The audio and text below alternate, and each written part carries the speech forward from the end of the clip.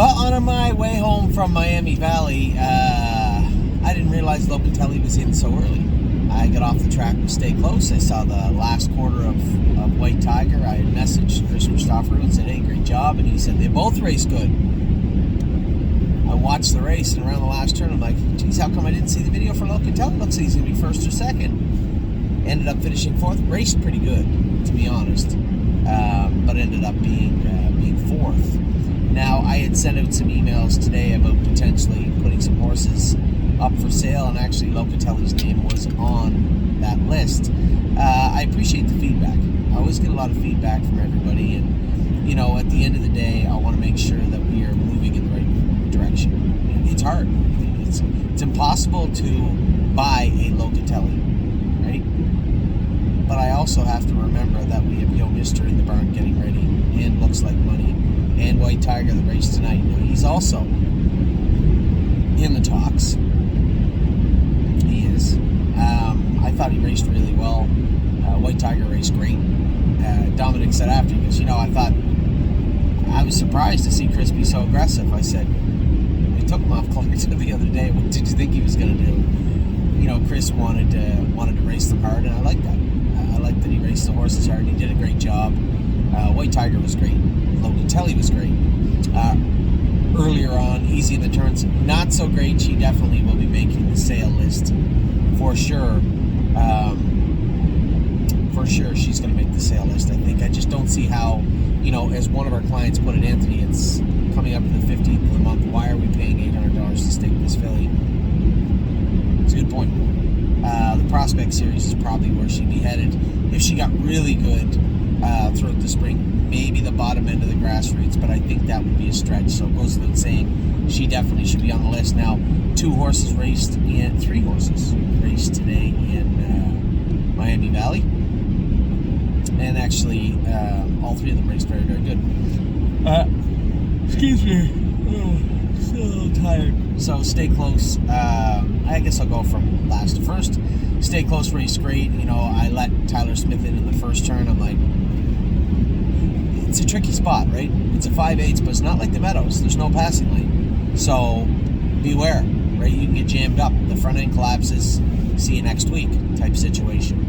And that's exactly what was going to happen. I ended up getting spit out the back of it, but still ended up in a decent spot around the last turn. And quite frankly, I thought I won. I did. He raced well, just got beat at the wire in 56. I thought he raced really, really well. And Dr. Brown was right. He was pretty smooth. As far as Stay Close goes, pretty smooth today. Resolute Bay was very good. Now, this is a horse also we had tossed his name around simply because he's kind of that tweener, right? He's not as good as Stay Close just yet, I don't think. If he gets back to the way he was a little while ago, possibly, yes. He's got some power. But he's another horse, jumps up in class now. I'm going to do some soul searching here. I'm going to think long and hard about the Resolute Bay situation, because he himself may find himself on gate. Whereas Spitfire, I tossed around Spitfire, Patrick, Carter, Michael Dio, and a good argument made by Pete, one of our clients, and Anthony. We keep these horses that are going to do us some good. Well, the stake horses are training. You're right. But we want to make sure we keep the right ones, right? Especially if we're looking to acquire some later. And as I said in my message to everybody, this is a big barn. And every other big barn needs to, continue to turn horses over. It's just the way it is, for obvious reasons. So, with that, somewhere in there I'll make a list. I don't think Spitfire's going to be on it. And if he was, he was 5th today, raced okay. I thought his hobbles were a little tight. And I talked to Brett and Stacy about that after. We're going to chat maybe tomorrow about it. But I thought he raced well, but I thought his hobbles were a little bit tight.